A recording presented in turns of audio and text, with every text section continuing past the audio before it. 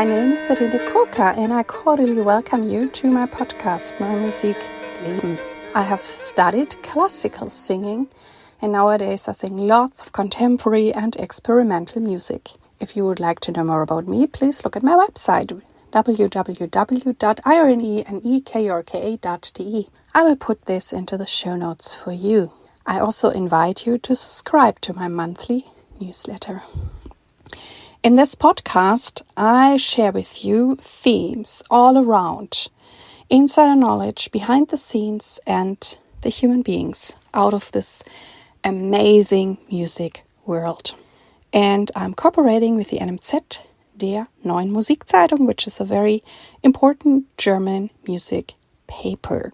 And I'm very thankful for all of you who actually take the time to reach out to me and give me some feedback or tell me what has moved you. And oftentimes when you're moved, I'm moved too. And it really motivates me to keep going with this podcast. And I'm also proud that we have grown to a real worldwide community. And I'm sometimes surprised, which countries also listen to this podcast. And there are some statistics that I have I can look at and they tell me this. In today's episode, I have the composer for you, Michał Janocha. He is living in Poznan. He's also a professor there. And I also enjoyed the interview and I had the privilege to premiere a piece by him last fall in Poznan at the Academy of Music. And so, enjoy our interview with Michał Janocha. Hello, Michał Janocha. I welcome you cordially into my podcast today. Hello. It's very nice to be here. It's a pleasure. Thank you for the invitation. Yes, you're so welcome. And it's great that we can talk to each other through modern technology because you're, I guess, in Poznan. Yes. And I'm in Düsseldorf. But I have been to Poznan before because your colleague Artur has invited me before and it's a gorgeous city. And I would like to know from you, how did you find your way into this new experimental art avant-garde music? It didn't start from the scratch, I would say, with my musical adventure, with my career, because, I started with as a guitar player in music school. I obviously learned a lot of classical pieces and so on, but whatever, there was a point in my life, in my curiosity somehow, that this classical repertoire was just not enough longer. So I just started to looking for something which is more exciting for me, which is more interesting, maybe also more matching with my emotionality, like me as a person, because I obviously love very much all the music we have, also the historical part of the music, but this is my point of view, that new music matches our new and modern emotionalities as a human beings, just like that. So new music is more suitable for us, I would say. That's the point. And then I started to look for this something new, something interesting, something weird, something exciting, and that's how it started. And what can I imagine? Did you just try out things on your guitar? Did you just listen to a lot of music, or did you already start composing? Well, everything, a little bit of everything. I mean, I started composing because that's somehow also the way to find your own emotionality in music, to express yourself. Because if you listen to, I don't know, Mozart or Beethoven, it's beautiful music, but it doesn't suit you 100%, right? So maybe that's why people start writing music. I don't know. But I tried that, obviously. I also were very, very looking for new music written by someone else, of course. Well, there was not so many sources for that, because when I started, there was no YouTube already. I know. So, now it's everything very easy to find. And in that moment, I heard one name told by someone. Wow, who is that? What is that composer? Maybe someone has the CD or something. So it was not so easy like right now. But I was digging, trying to find that. And well, then when YouTube started, when the internet was there, everything was much more easier to find, to listen. And then, wow, I was just impressed how many things I didn't know actually before, and how many things are happening around the world. That was amazing. And well, then I was trying another things, yeah, because I knew them already in that moment. So when you figured out you would like to compose, then you already considered like a professional training, like at a university or conservatory? That was some kind of approaches to that when I was younger, let's say. But well, when I was teenager, I actually decided to change a little bit of my career because I started studies in the technical university. I studied architecture, and well, that was after I actually wrote some pieces. Then during that studies, I still was writing, and I decided, okay, I think I will not quit writing. So let's face the truth. So I started studying music in Poznan. I started studying both composition and orchestra conducting, and I stayed. Yeah, that was like maybe a little bit funny story, but trying, but yeah, somehow I didn't manage to quit that.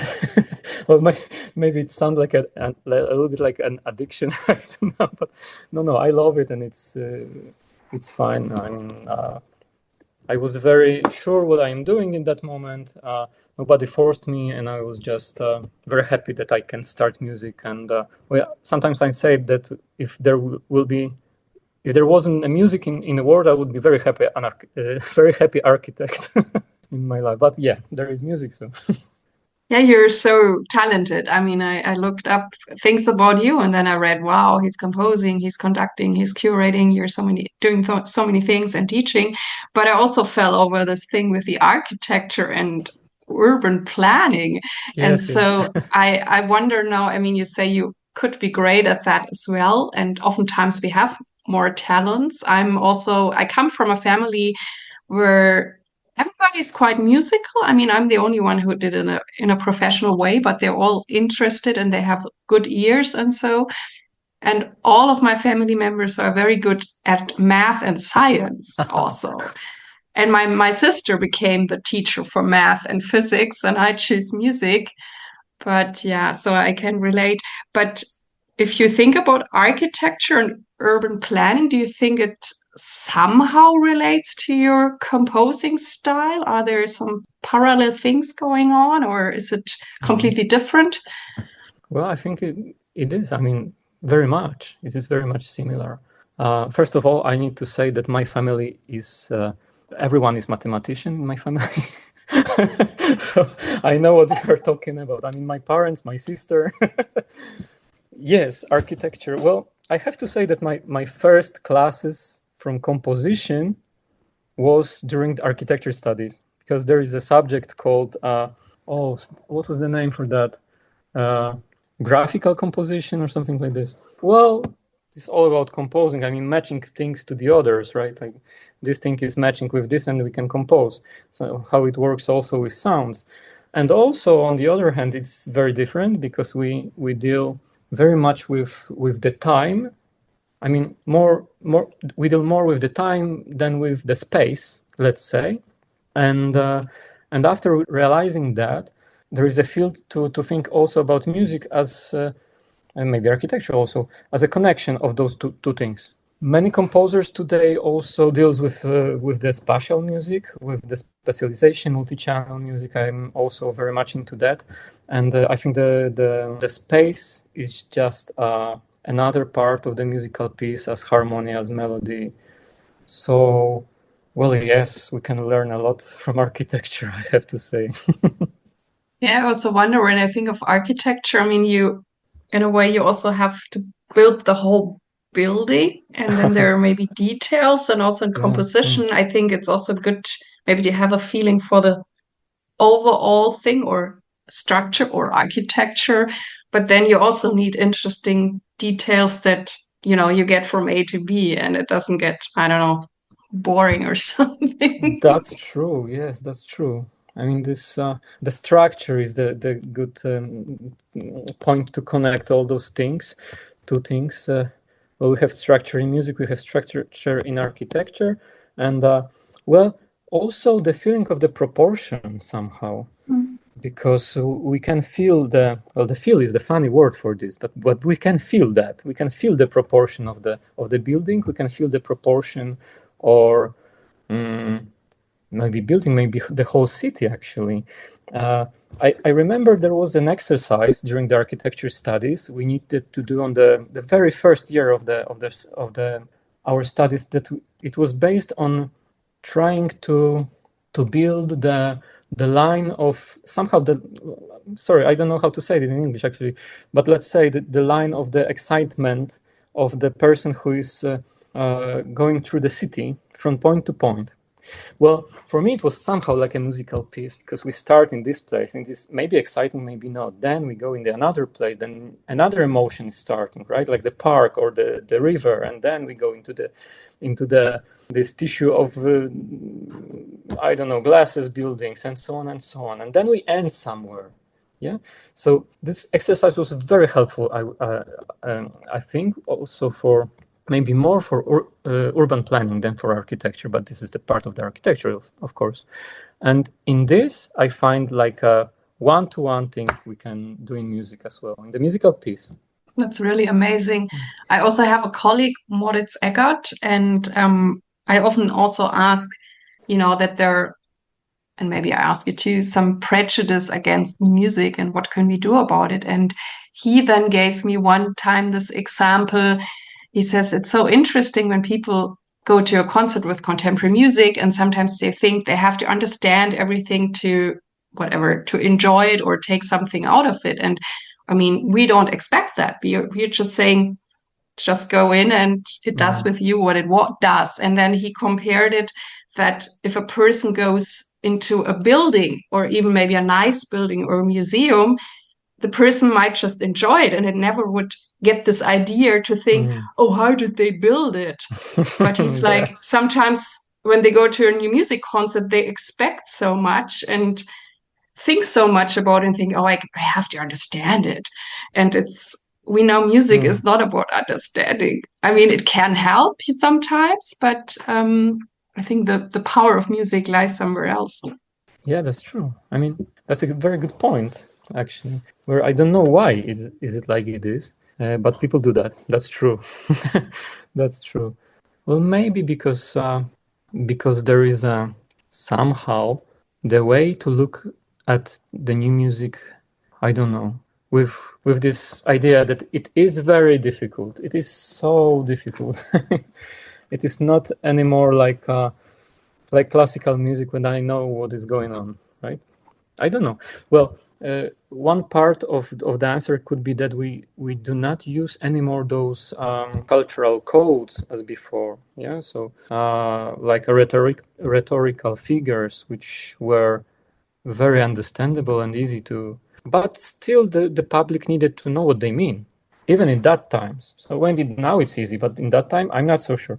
And well, also it is maybe a little bit because people, I mean, most of the people, I don't like to generalize, of course, but some of the people think that it is somehow not for everyone, and where that you need to be part of some group of the society to understand that. Maybe this way to understand music in this exclusive way is obviously, as you said, nothing like we want to them to do, because we want music. I hope everyone want music to be inclusive, to be for everyone, to move everyone, and everyone, obviously everyone embraces, because not everyone feels in the same way as we, and they never will, and that's fine. Some people will understand this, some people will find something else in that music, and it's still okay. But that's something we need to tell to people. I mean, to everyone, that you can come to the concert and just sit and listen. Just we don't expect anything. Nobody should ask after the concert. So what did you understood? That's really wrong. I mean, that's the thing which is somehow making music exclusive and maybe feel people that they don't understand something. I mean, don't do that. No one should do that. If you feel something, if you know something, if you understand something, it's fine. It's yours. It's yours and your time with this music, and nobody is right or wrong here. And since I know that you're also curating some things like the festival, the spring festival in Poznan, and what do you do then to reach out to the audience and bring lots of people to the concerts and make them excited about contemporary music? Well, yes, the Poznan Musical Spring Festival. I'm quite fresh as a director of this festival because this year was my first edition. But already I see that reaching people somehow is connected, of course, with good promotion of the festival because, well, that's how it works everywhere. And we need to reach social media. We need to reach some platforms. Well, it depends who we want to come to the festival because people from age 1 to 10, 10 to 20, and so on and so on. They are using a lot of different platforms, or some of them not using platforms, or just booklets and paper. It's fine. But I am pretty sure that besides of that, of the promotion, I mean, because it's obvious, I mean, if the promotion works, there is still some platform to convince somebody and not convince somebody. And the best way is to be open, I think, is to not make this illusion of exclusiveness that the classical music is for, I don't know, rich people, for smart people, for, you know what I mean. It's just, but it happens that people think like that. So just be open, just be yourself, maybe sometimes be a little funny, easygoing, and with that we can talk about really serious things also. And would you say in general that people in Poland are open to contemporary music? Oh, it very depends. I mean, we're in Poland first. In Poznan, I would say that the people are open for contemporary music. I mean, I think there is a really, really big contemporary music stage in this city. That's why I like it and I live here. But not everywhere is like this. Obviously, bigger cities are better for that, and smaller cities are a little bit worse because probably there are not so many events to know this music, of course. Well, but there is no one answer for that.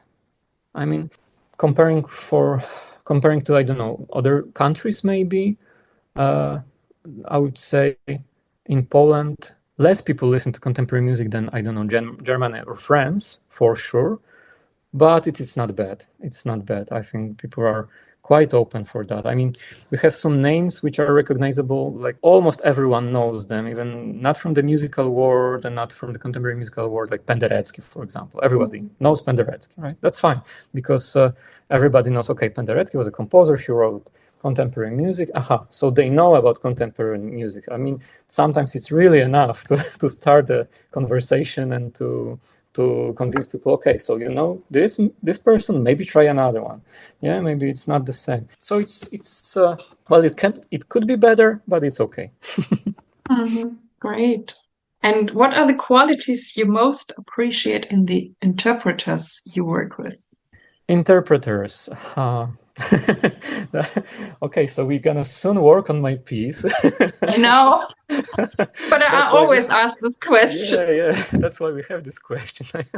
Well, I really appreciate interpreters who are creative, who are not just reading notes, but who understands the piece, who put an effort to understand the piece, to understand the score, who are prepared with the score, obviously. And with this all quantities, sometimes there happens something which I value the most during the work, when the interpreters find something which is hidden between notes and is the true essence of the piece. Well, that's the best quality, I think. Yeah, it's great when you find it. But I think That's sometimes true. it feels to me, I could not tell anyone how to get there. Yeah, It's yeah, yeah. just you learn this piece and suddenly you're connected with it in this best scenario you were just mentioning, and you're like, wow. Mm. And sometimes it also takes maybe the repetition that I would perform it again, or I would work with the composer again, and then I'm like, oh, I'm finally getting what he or she is after. Yes, yeah. Yeah, That's it. cool. That's it. And I mean, since you are writing a piece for me, you're writing for voice, and you have also experience writing for voice. But I know that for some composer, that's very challenging. And I Yeah. even know a few composers, which makes me very sad, who don't want to write for voice, or they say Mm. it's whatever, too emotional, too difficult, too something. So, how is it for you writing for voice? I think it's really difficult. I mean, I understand those composers. I think there is so much tradition with writing for voice that is for somebody could be where this moment when where you cannot go further. Maybe for me, well, for many years I did not write for voice any piece, and lately, like last 2 years, somehow I'm writing more often. I would say maybe really often, actually. Well, it's just a moment, maybe when I change it, or maybe I found my way to do that. Because for many years, I struggled to start, and I well, that's what you say. What did you say actually? That some composer don't want to write for voice, and there was something like this in me that when I will write for voice, there will be something which is not matching with the music I do right now somehow, but improving your skills, improving your craft is good way for everyone, I think, to find also way to write for also maybe instruments you don't want to write, but also for voice. And somehow lately it is very natural for me lately, and I like it very much. Well, I have to say that maybe somehow it helped that well I met in my life a very special person. It was Peter Edfesh, who was after my studies. He when I started work in my academy, then I decided, okay, let's learn something more. Then for a few years, I was visiting him in Budapest as a composer and also as a conductor. He was a great mentor for me. And his approach of writing for voices, his operas, his pieces, it was really amazing to talk about that, to understand his approach and figure out that it can be done very well, very easily, very natural, and it was amazing time. And maybe after that somehow I decided to try. Well, but I have to say, for last 2 years I wrote, I don't know, maybe 5, 6 pieces with voice, which was it's never happening with me before that. So it's something what I do now, and I really like it. Wonderful. And I mean, you're also teaching at the academy Mhm. composition, I think, right? Oh, composition as well, yes. Yeah. Also other subjects. Most of them are connected with electroacoustic music, because in Oh, Poznan we have electroacoustic music composition department as a separate faculty, not only specialization, but you can start from the scratch. Um, uh, well, well, there are many subjects in the academy I teach. I mean, when I started, I was teaching ear training, analysis. Now I'm teaching a little bit different subjects, compositions, sound design, live electronics, history a little bit also. so how is it now teaching those young students, and you're passing on your whatever experience, your knowledge, your wisdom? I try not to pass so much because everyone is different. I mean, I don't want to make my students to do exactly what I do. No, it was my professor in Poznan, Lidia Zielińska, but for me was as a teacher.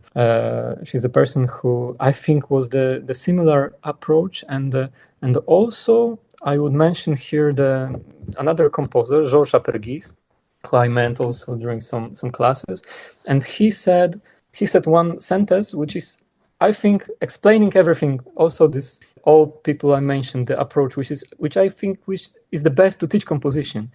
Apergis said he during the class he tries to be like a mirror, just to reflect the other person,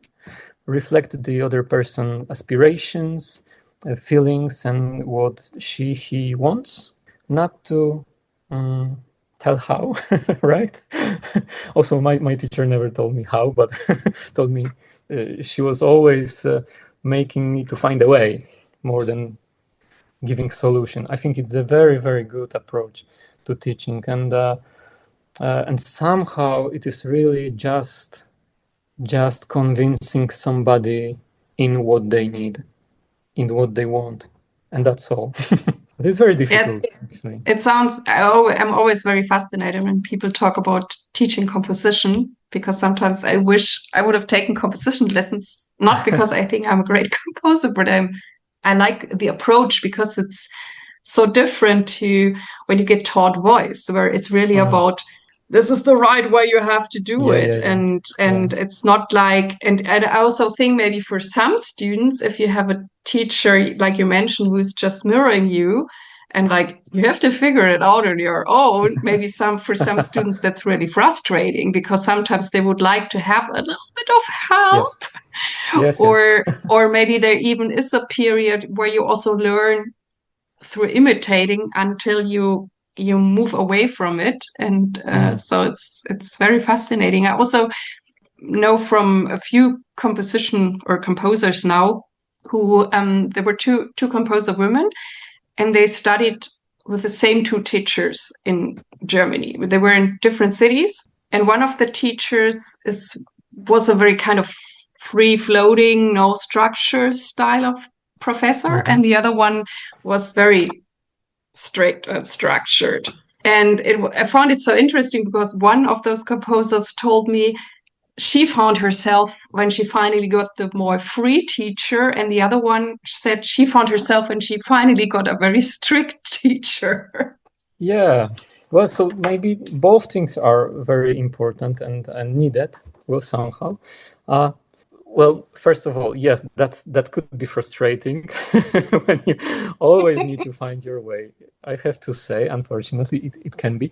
But about the other thing, the other way, there is something we can say. This is the way how to do that. We can teach instrumentation. Yeah, we can teach how to do a good score to be written properly. So this is the part of the craft we can teach us, like a voice or instrument. This is the way. This is good way. It's good, but making good scores, it's just a part of.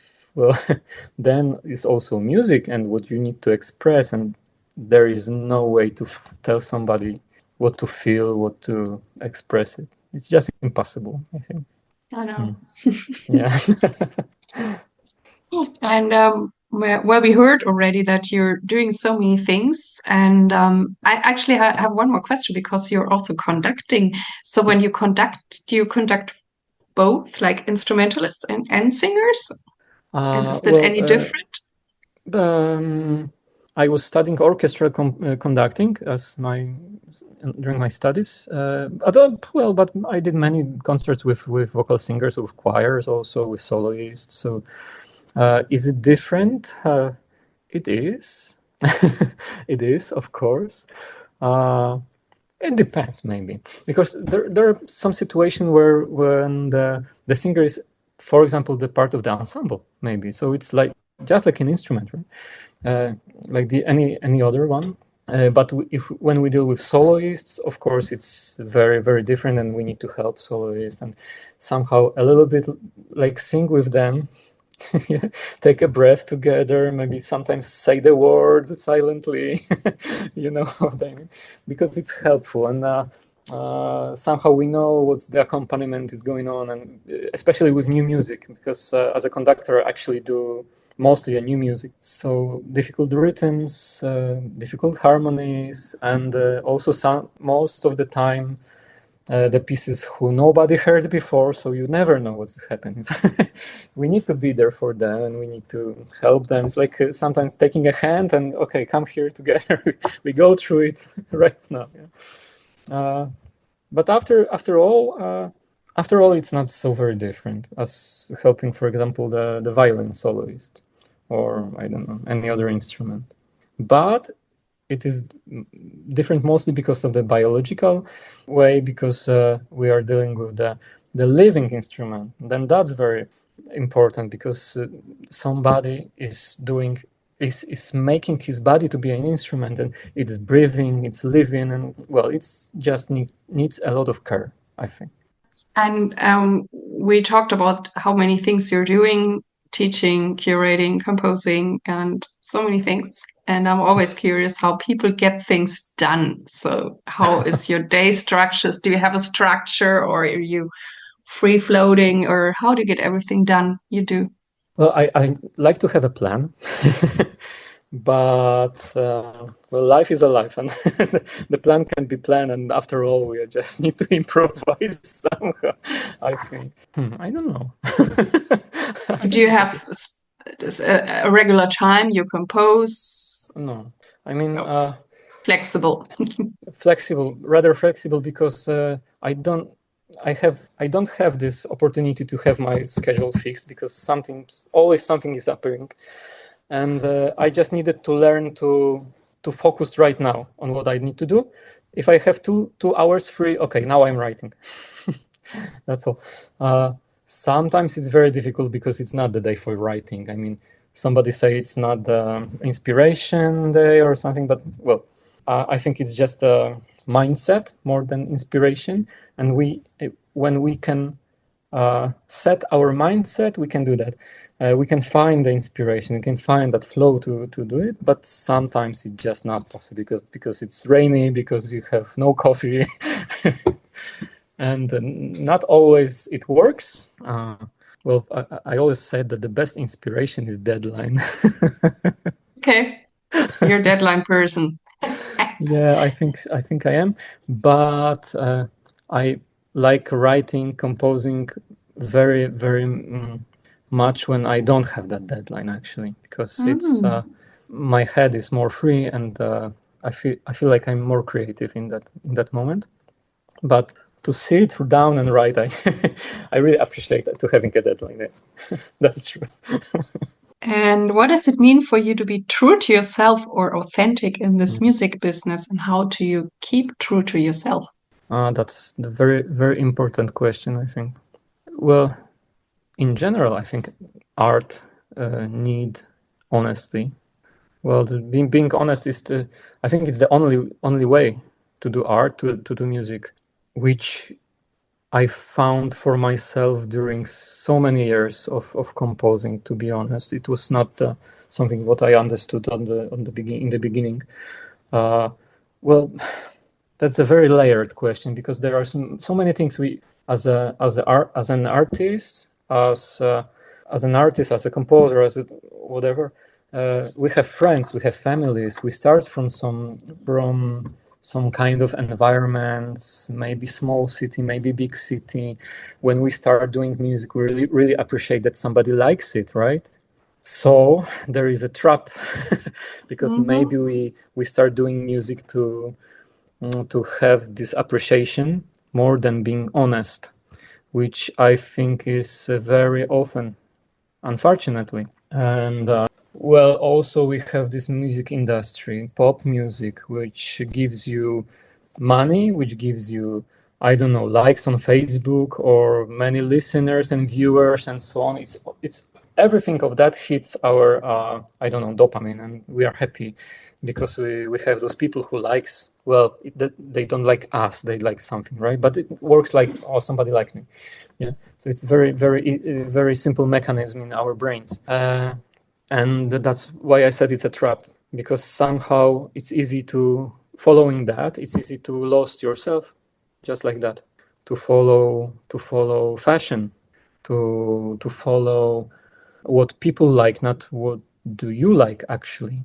And it is very important to realize that, and it is very difficult to face it, I think, to face that, okay, if I want to be myself, only a few people will like that or this kind of music. Yeah, this is the decision. I think for young composers or for young musicians, it's a very hard decision to have, I don't know, 1 million people who likes what you do, or 20, but do what you do and be yourself, which I think is much more valuable to be yourself and to be honest with that, because, well, I feel like I always hear that also when artists make with honest intentions or not.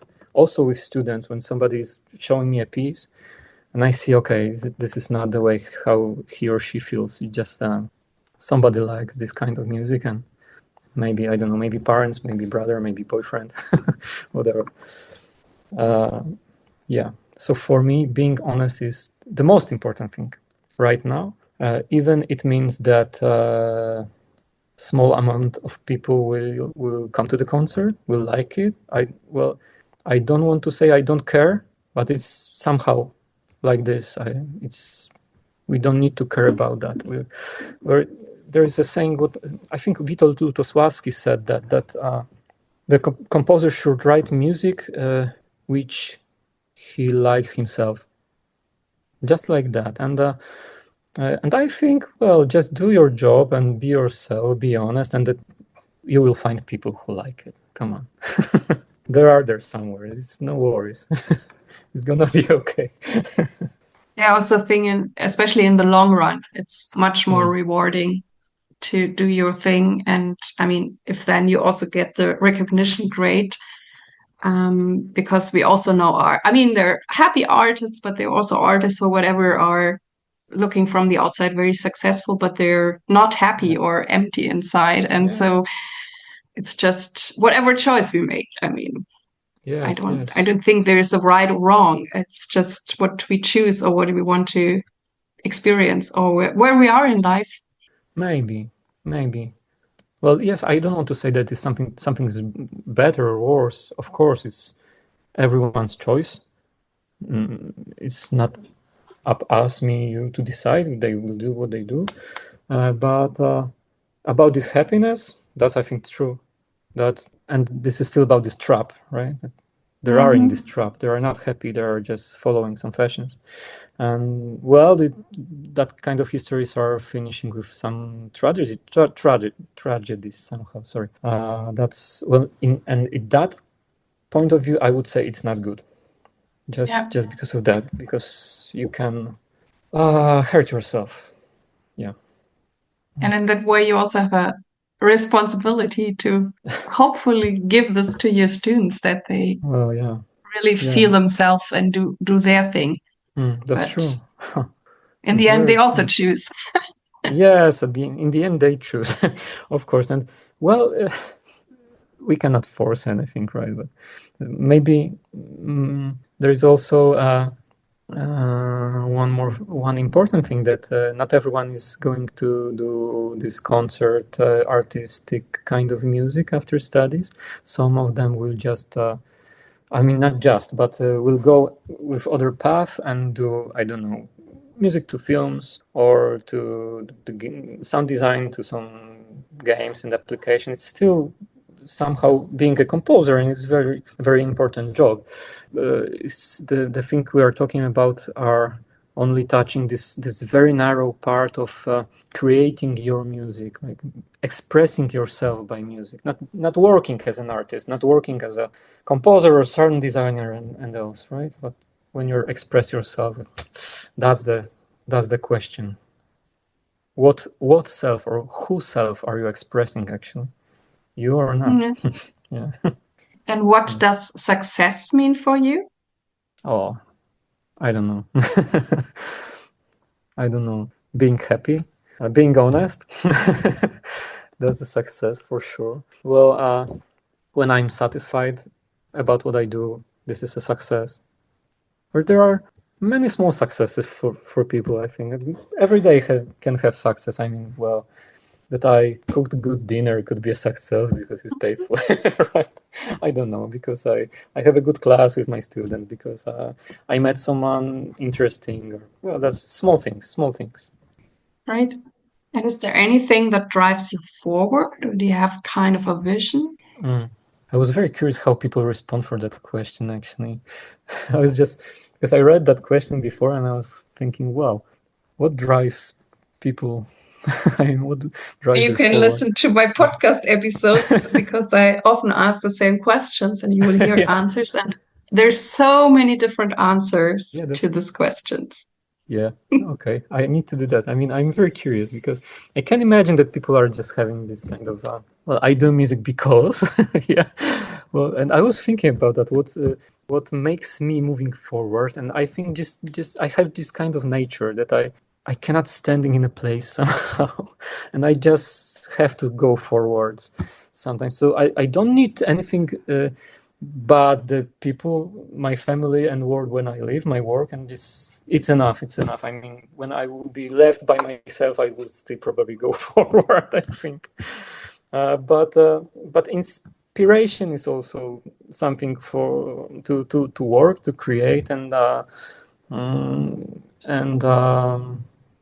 in that part, well, it is very fresh uh, to look deeply somehow, maybe for our surroundings, for the world we know, to find another way to look at the same thing in another way. I don't know.